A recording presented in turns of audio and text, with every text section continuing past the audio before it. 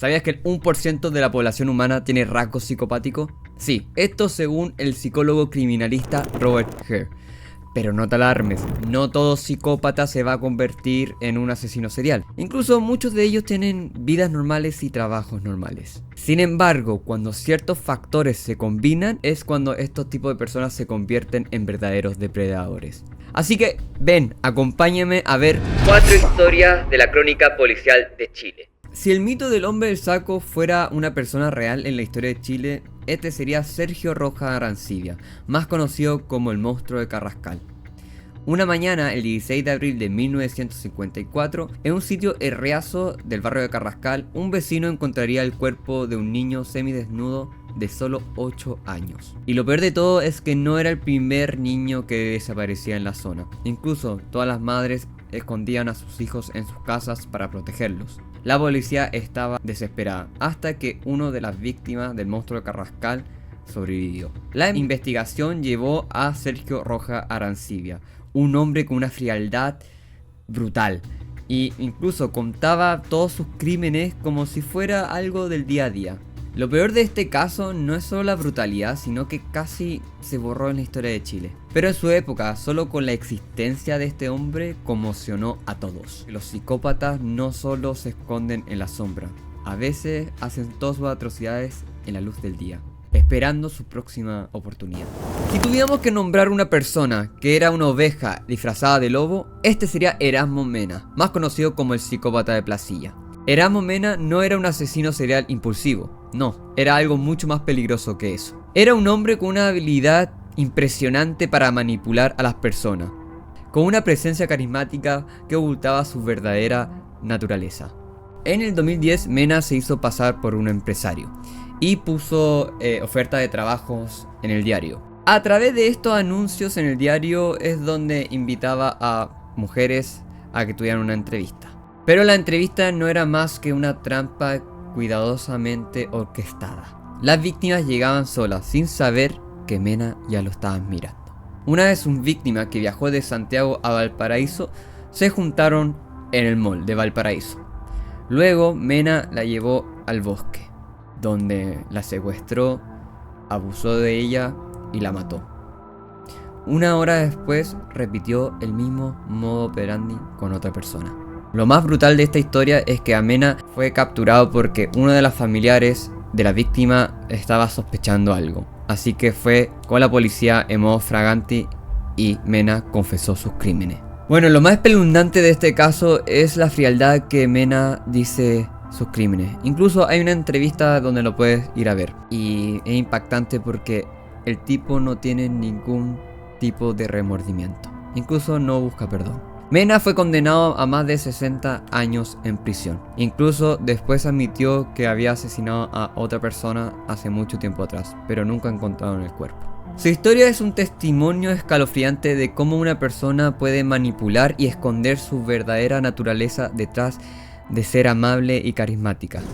Bueno, ¿recuerdan cuando distintos factores pueden crear un monstruo? Bueno, este caso a mí me entristece mucho, más que nada porque fue el sistema que falló a las víctimas y favoreció al psicópata. Vamos a hablar del psicópata de Alto Hospicio. En el norte de Chile, en el desierto, entre la fecha de 1908 y 2001, varias jóvenes estaban desapareciendo en la comunidad de Alto Hospicio. Detrás de estos crímenes estaba Julio Pérez Silva, que ocupaba su oficio de taxista para ofrecer viajes gratis a jóvenes para cometer sus delitos. Pérez no era un asesino inteligente, no. Él se aprovechó de la vulnerabilidad de sus víctimas y la negligencia de las autoridades para cometer estas atrocidades por años.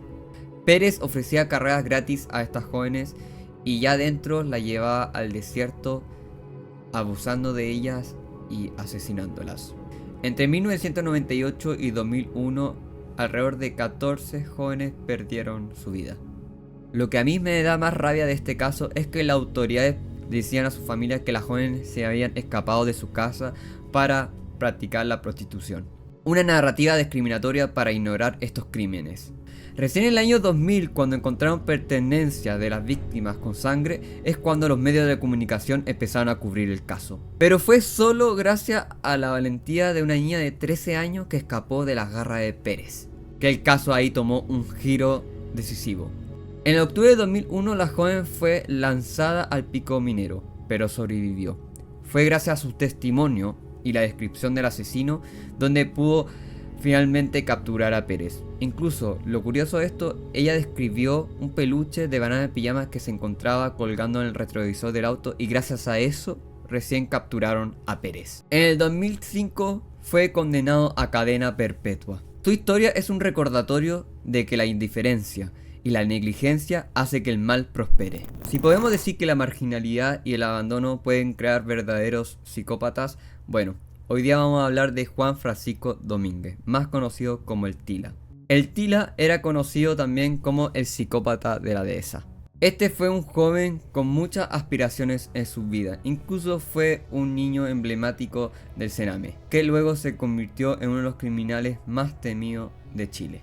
Su historia es un reflejo de cómo la marginalidad y el abandono pueden crear verdaderos psicópatas.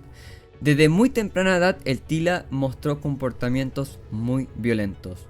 Incluso su primer crimen grave fue a los 14 años. Luego de esto sus crímenes irían escalando a niveles que aterrorizarían a todo Santiago en el 2002. Durante ese año la seguidilla de delitos mantendría a todo Santiago sin sueño. Las víctimas usualmente eran en sectores acomodados de Santiago y los ataques se caracterizaban de una brutalidad y frialdad tremenda. Estos hechos le valieron el apodo de el psicópata de la dehesa. El Tila entraba a las casas no a robar, sino a torturar y abusar de sus víctimas. La vida del Tila estuvo marcada de la pobreza, la marginalidad y el abandono. Incluso él entró al Sename. Más que una rehabilitación, profundizó en su vida delictual. Finalmente fue detenido y encarcelado. Y él, viendo que iba a tener cadena perpetua, se quita la vida. La historia de Tila es cómo la marginalidad y el abandono pueden crear verdaderos monstruos. La historia de estos 4 psicópatas es un recordatorio de cómo el mal puede esconderse en una fachada de normalidad.